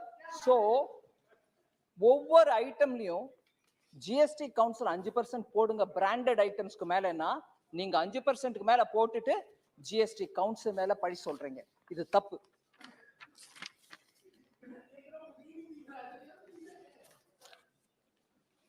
Sir, now I come to the general issues of GST. I want to tell you the recent decision taken in the GST Council on milk or any other item have all been discussed by the GST Council in full detail. I just want to highlight the fact that any GST Council decision is a decision of the GST Council in which all the ministers are present. 2/3 उनका voting होता है, 1/3 central government का. Voting नहीं हुआ, consensus में decision हुआ. मैं सिर्फ ये बात रखना चाह रही हूं कि इसको एंटी, हाँ, राज्य वित्त मंत्री गण बैठते हैं. सो इसको एंटी पुअर बोलने वाले 1 मिनट में I want to explain that. Levy is only on pre-packaged items, labeled goods, and not on loosely sold items. So poor people के ऊपर कुछ इसका असर नहीं है. Similarly, 25 kg पैकेट के ऊपर भी हम टैक्स नहीं लगा रहे हैं, क्योंकि होलसेल व्यापारी से व्यापारी ले आकर के बिना टैक्स उनके किराना शॉप में रख के छोटे छोटे क्वांटिटीज में गरीब के लिए बिकने वाले कारण के लिए वो जब 25 kg लेते हैं उसके ऊपर भी टैक्स नहीं है. होलसेलर को वो उधर से ले आकर के उनके दुकान में रखेंगे. इसीलिए 25 kg का पैकेट के ऊपर भी लूज में बिकने के लिए उनके ऊपर भी टैक्स नहीं है. इसीलिए मैं ये बात जरूर कहना चाह रही हूं, लूज में दूध हो, चावल हो, पफ्ड राइस हो, बार्ली हो, ये सब के ऊपर टैक्स बिल्कुल नहीं है. गरीब को ध्यान में रखते हुए जीएसटी काउंसिल में इसके ऊपर टैक्स नहीं लगाया. सिर्फ पहले से पैक होकर के उसमें कुछ ब्रांड का नाम रजिस्टर्ड ब्रांड है, इनके ऊपर ही टैक्स है. आप एक बोरी में ले आओ, बिको, इसके ऊपर कुछ टैक्स नहीं. ये याद रखना चाहिए.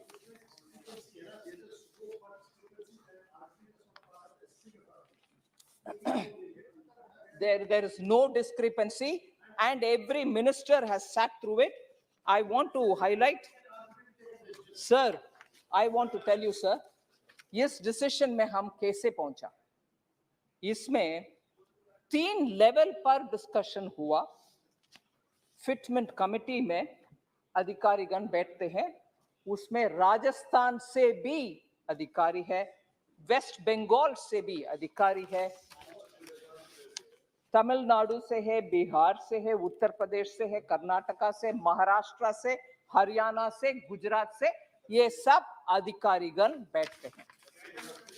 उसके बाद ये लोग के इंफॉर्मेशन ग्रुप ऑफ मिनिस्टर्स के पास आती है. ग्रुप ऑफ मिनिस्टर्स में वेस्ट बंगाल, राजस्थान, केरला, उत्तर प्रदेश, गोवा, बिहार मिनिस्टर्स बैठते हैं. वो इन सभी विषयों के ऊपर चर्चा करते हैं, फिर इसको ले आते हैं काउंसिल में.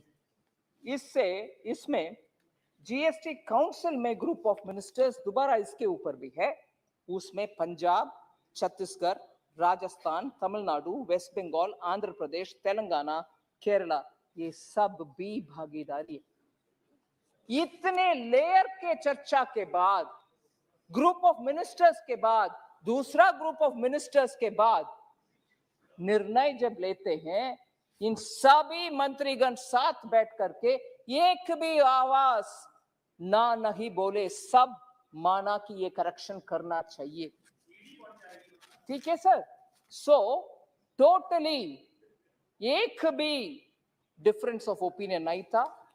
सुप्रिया जी इधर नहीं है अभी, वो बोले दूध का दूध होना चाहिए, पानी का पानी। बोलो कौन इनकार किया, कौन क्या कहा? कोई कुछ नहीं के, हर लेवल में हम भर करके आया। इससे लीकेज कम करने के लिए हमने निर्णय किया, मगर लीकेज कम करने के बहाने में गरीब के ऊपर कुछ भी बोझ नहीं डाला। उनका पहले जैसे ही मिलेगा, सिर्फ ब्रांडेड आइटम्स के ऊपर ही हमने टैक्स डाले। सर, ये क्रिमेटोरियम के ऊपर, स्मशान घाट के ऊपर बात बोलते हैं और व्यंग से ये भी बोलते हैं कि अगले शव के ऊपर डालोगे क्या टैक्स? मुझे दुख लगता है ऐसे बयानबाजी करने वाले के ऊपर। उनके मंत्रीगण भी इधर बैठे हुए हैं जीएसटी काउंसिल में। कोई, मैं सिर्फ बैठ करके निर्णय नहीं करती, और जीएसटी काउंसिल में जो निर्णय होता है वो केंद्र सरकार के निर्णय नहीं है, जीएसटी काउंसिल के निर्णय है। और जब बात क्रिटिसिज्म करने के लिए चाहिए, वो लगा लो केंद्र सरकार और मोदी जी के ऊपर। जीएसटी में ऐसे कर दिया, जीएसटी में ऐसे कर दिया।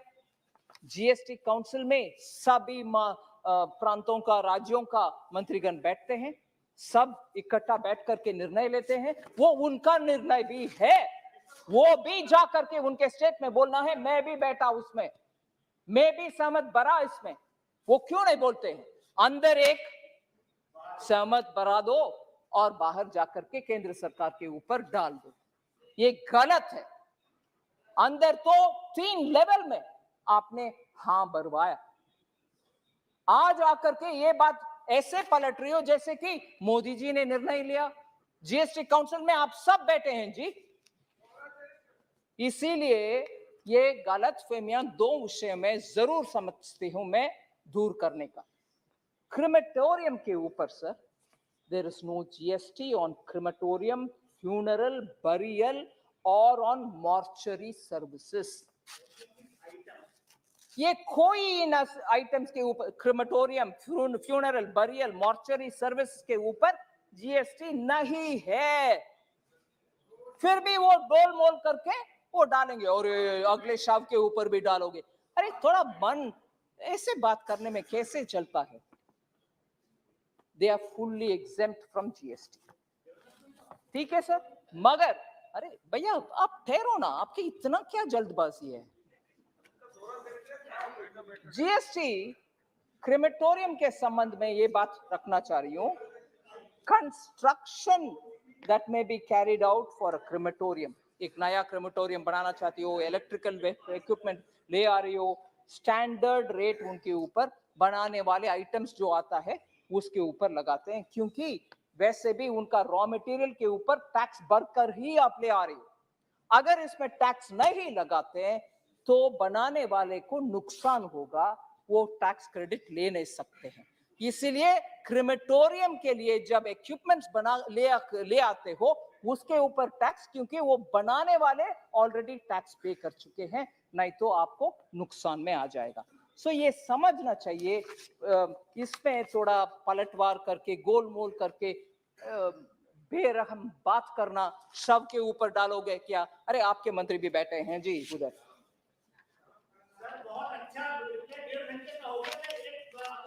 एक और विषय सर, एक और विषय ये जरूर है, ये बोलते हैं कि चावल के ऊपर, दूध के ऊपर, लस्सी के ऊपर क्या आप डाल रही हो टैक्स? नहीं डाला टैक्स। लूज में खरीदो उसमें टैक्स नहीं है। ये जरूर सुनने लायक विषय है, आप सुनिए।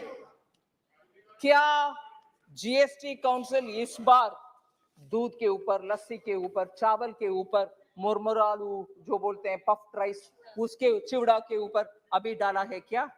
हम तो बोल रहे हैं ये लूज में खरीदो टैक्स नहीं है, प्री पैक्ड है, ब्रांडेड है तो टैक्स है। मगर जीएसटी आने से पहले क्या था हालात सर? एक बार मैं ध्यान दिलाना चाह रही हूं, आइटम वाइज बोल रही हूं। दाल के ऊपर, गेहूं के ऊपर, चावल के ऊपर, मैदा आटा के ऊपर, सूजी रवा के ऊपर, बेसन के ऊपर, पनीर के ऊपर दही लस्सी के ऊपर। इसमें बहुत सारे मंत्रीगण सदस्यगण नहीं है। जीएसटी आने से पहले पंजाब में, पंजाब में सर दाल के ऊपर 1.5 था टैक्स वैट। गेहूं के ऊपर परचेस टैक्स था जो 5.5% था। चावल के ऊपर 5.5%, मैदा के ऊपर 6.25%, सूजी रवा के ऊपर 6.25%, बेसन के ऊपर 1.5, पनीर के ऊपर 6.25। पंजाब प्री जीएसटी वैट बात करते हैं अभी।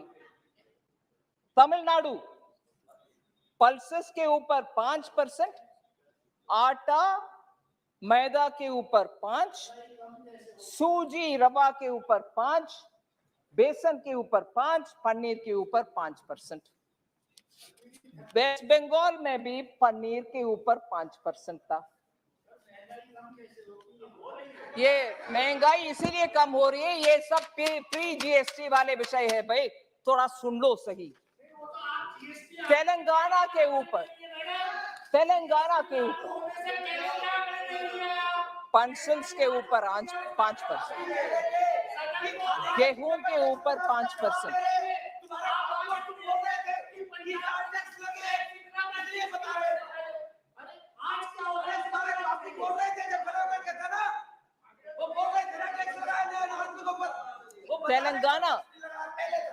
तेलंगाना में पल्सेस के ऊपर, दाल के ऊपर 5%। अब बीच में क्यों है भाई? माननीय सदस्य प्लीज आपस में बात न करें।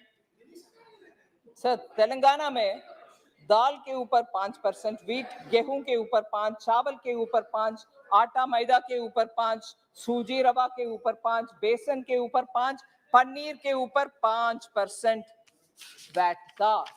सो ये जरा ये सभी स्टेट्स सोच ले कि आज क्या हो रही है। Sir Andhra Pradesh pre GST VAT 5%, हर एक के आइटम के ऊपर, दाल के, गेहूं के, चावल के, मैदा, आटा सब के ऊपर। महाराष्ट्र पनीर के ऊपर 6%।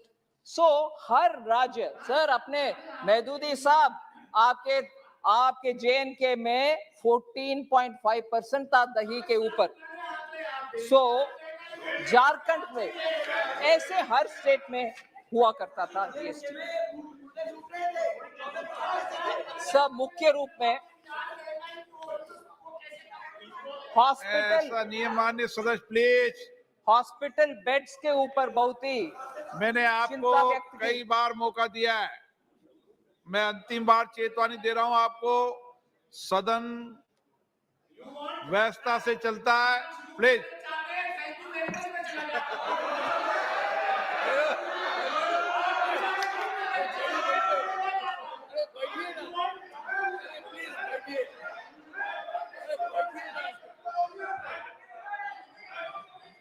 हॉस्पिटल बेड के ऊपर सर जीएसटी आईसीयू के ऊपर डाल दिया, हॉस्पिटल बेड के ऊपर डाल दिया।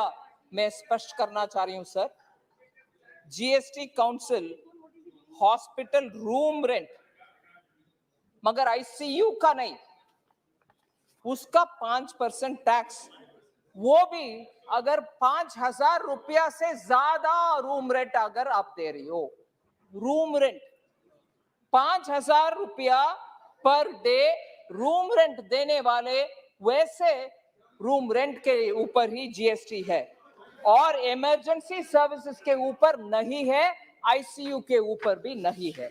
ये गलतफहमियां स्प्रेड ना करें सर। बहुत समय हो गए, फिर भी जीएसटी कॉम्पनसेशन के ऊपर भी एक विषय बोलना चाह रही हूं। समाप्त करूं क्या? जीएसटी नहीं चाहिए कॉम्पनसेशन? सर कॉम्पनसेशन सेस 2026 तक एक्सटेंडेड है।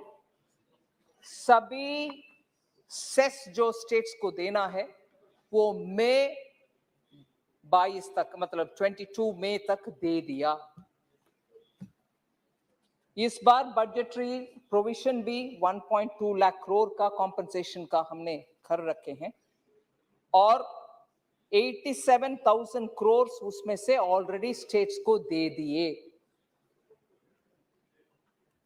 14,000 crore interest on back to back loan जो हमने 2020 में लिया, उसका इंटरेस्ट रेट के लिए हमने दे रहे हैं।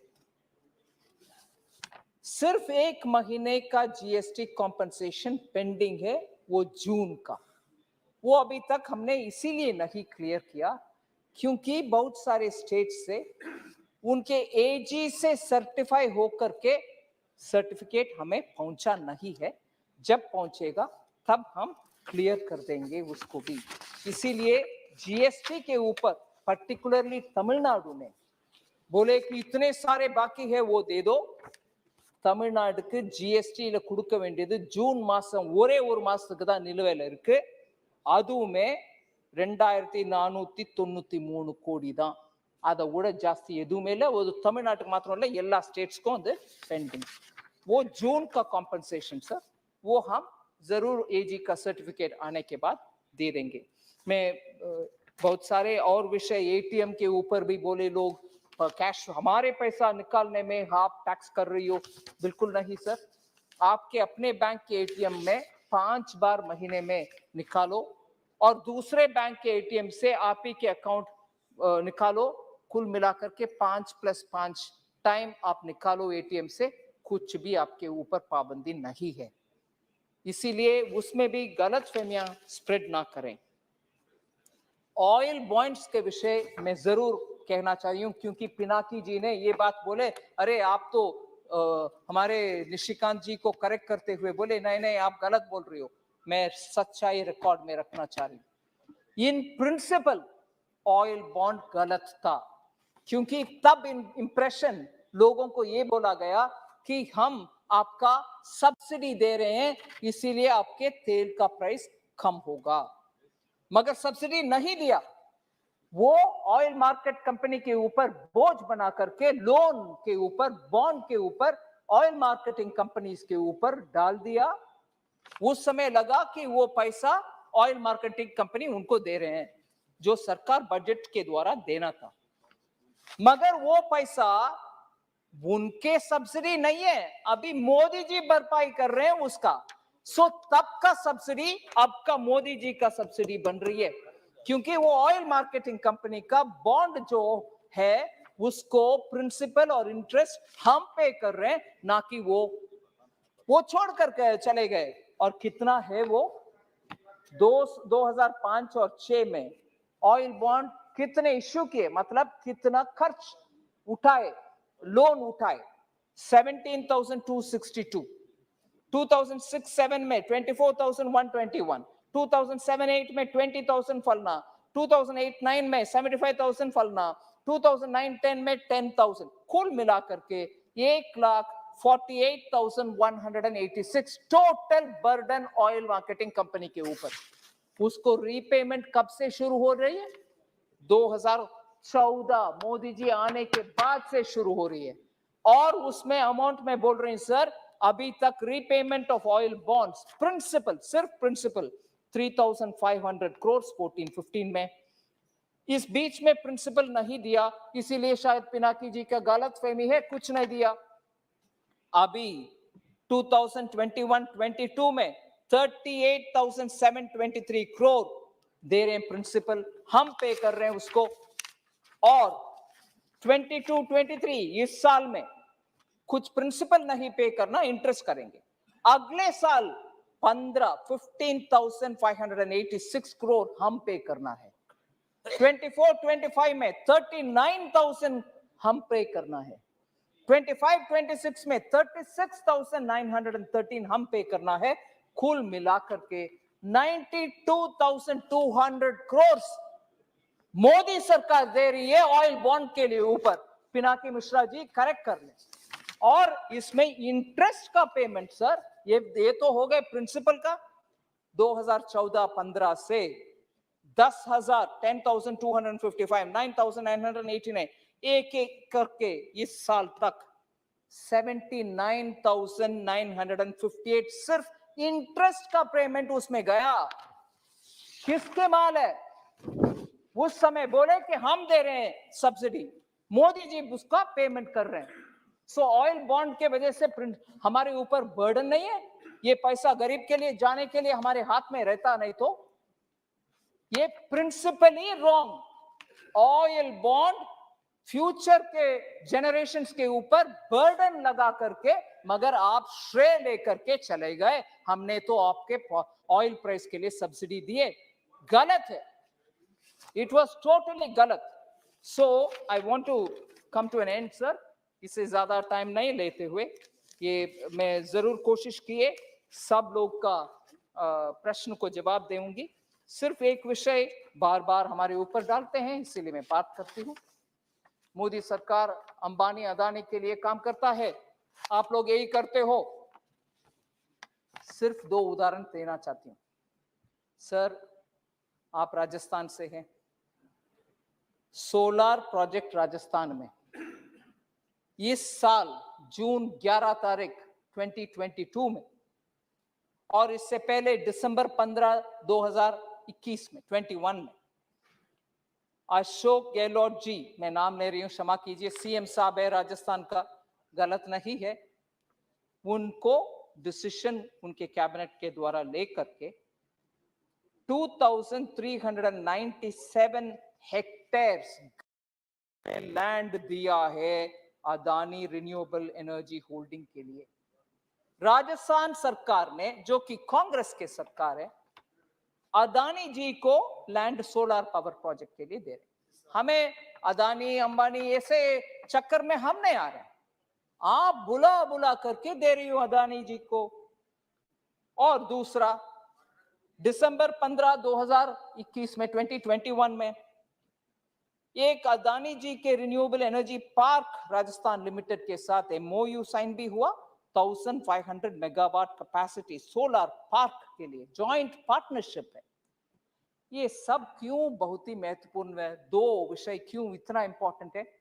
इसीलिए इंपॉर्टेंट है कि सिर्फ एक दिन पहले, ये एग्रीमेंट के एक दिन पहले, माननीय लोकसभा सांसद पूर्व कांग्रेस पार्टी के अध्यक्ष, अभी नहीं पूर्व अध्यक्ष, जयपुर में जाकर के उधर मोदी गवर्नमेंट अदानी और अंबानी को फेवर करता है ऐसे पब्लिक मीटिंग में कहकर निकल गए। अगले दिन गहलोत जी एग्री कर रहे हैं अंबानी साहब के साथ, अदानी साहब के साथ। सो उनके अपने ही चीफ मिनिस्टर अंबानी अदानी को फेवर करते हुए इतने काम कर रहे हैं, जो कि माननीय फॉर्मर प्रेसिडेंट कांग्रेस पार्टी उधर जाकर जयपुर में स्टेटमेंट दिए, उसको परवाह नहीं करते हुए अगले दिन अदानी के साथ 2 एग्रीमेंट हुआ है। और कांग्रेस वाले बार बार इधर हमें टोकते हैं कि अंबानी अदानी सरकार, अरे भैया आप बुला कर दिए। ऐसे ही डीएमके जो कांग्रेस के अलायंस में है, பெரிய பெரிய அம்பானி அதானிக்கு தான் நீங்க எல்லாம் பண்றீங்க. அரே பையா, உங்க நாட்டுல தமிழ்நாட்டுல 59 எம்ஓயு சைன் ஆயிருக்குது, 35,000 கோடிக்கு डेटा सेंटर सेटअप பண்றீங்க अदानियोட சேர்ந்துக்கிட்டு। तमिलनाडु में 59 एमओयू साइन किया गया है, जिसमें 35,208 करोड़ का डेटा सेंटर सेटअप करने के लिए अदानी के साथ वो भी हाथ मिला रहे हैं भाई। सो तमिलनाडु कांग्रेस और डीएमके के सरकार है, उधर भी वो कर रहे हैं, मगर बार बार हमें बोलते हैं। दूसरा, एक और तमिलनाडु में दूसरा सेकंड फेज का डेटा सेंटर भी वो तमिलनाडु में अडानी ग्रुप ही कर रहे हैं सर। सो जब याद दिलाते हैं कांग्रेस वाले हमें अदानी अदानी करके, ये सब उदाहरण उनके सामने रखना चाहिए, भैया ये कौन है। सो सर, मैं ज्यादा नहीं दूंगी, बहुत आप टाइम दिया मुझे। ये सिर्फ इलेक्ट्रिसिटी ड्यूज के ऊपर माननीय प्रधानमंत्री जी खुद बात बोले कि ये फ्रीबीज का कल्चर से हम निकलना चाहिए। स्टेट्स को पैसा नहीं दे रहे, स्टेट्स को पैसा नहीं दे रहे बोलने वाले कम से कम हमारे जनरेटिंग कंपनीज को, जेनकोस को, वैसे ही डिस्कॉम्स को, डिस्ट्रीब्यूशन कंपनीज को जो बकाया है वो क्लियर कर दें। वो लोग भी पावर जनरेट करके आपको कैसे देंगे? नहीं तो जनता को पावर चाहिए, इलेक्ट्रिसिटी, बिजली चाहिए, रोक सकेंगे क्या? क्योंकि आपके बकाया तमिलनाडु 20,990 करोड़ जेनकोस को बाकी, तेलंगाना 7,388 करोड़ बाकी, राजस्थान 5,043 करोड़ बकाया, झारखंड 3,698 करोड़ जेनकोस के लिए। डिस्कॉम्स को आए, तेलंगाना 11,935 करोड़, तमिलनाडु 3,677 करोड़, पंजाब 2,612 करोड़, राजस्थान 1,791 करोड़, केरला 1,278 करोड़। ये सब बकाया उनका है, स्टेट ये डिस्कॉम्स को, जेनको को देना है। ऐसे सब्सिडी भी देते हैं डिस्कॉम्स, वो सब्सिडी भी वापस नहीं दे रहे। वो रिसीवेबल के नाते डिस्कॉम्स के पास पंजाब से 9,000 करोड़, राजस्थान से 15,597 करोड़। ये सब बकाया कौन देंगे सर? छत्तीसगढ़ 2,699 करोड़। सो भारत के अर्थव्यवस्था के ऊपर अगर हम बात करते हैं, इन सभी दिक्कत के बावजूद भी, ग्लोबल दिक्कत, देश के अंदर दिक्कत, इन सभी दिक्कत के बावजूद भी हम फास्टेस्ट ग्रोइंग इकोनॉमी। जीएसटी के बारे में बात करने वाले बार बार मैं हाथ जोड़ करके पूछती हूं, मांगती हूं और समझाने के लिए कोशिश कर रही हूं। GST council constitutionally given body है जिसमें सभी स्टेट्स और केंद्र सरकार बैठते हैं। उसमें निर्णय मोदी जी नहीं करते, स्टेट्स का फाइनेंस मिनिस्टर सब बैठ करके करते हैं। उनके अपने राज्य में जाकर के वो सच्चाई बोलना चाहिए। नहीं बोलते, अंदर एक विषय बाहर दूसरे ना करना। ये भी मेरा विनम्र रिक्वेस्ट। और बहुत धन्यवाद। सभा की कार्रवाई मंगलवार 2 अगस्त 2022 को प्राप्त 11 बजे तक के लिए स्थगित की जाती है।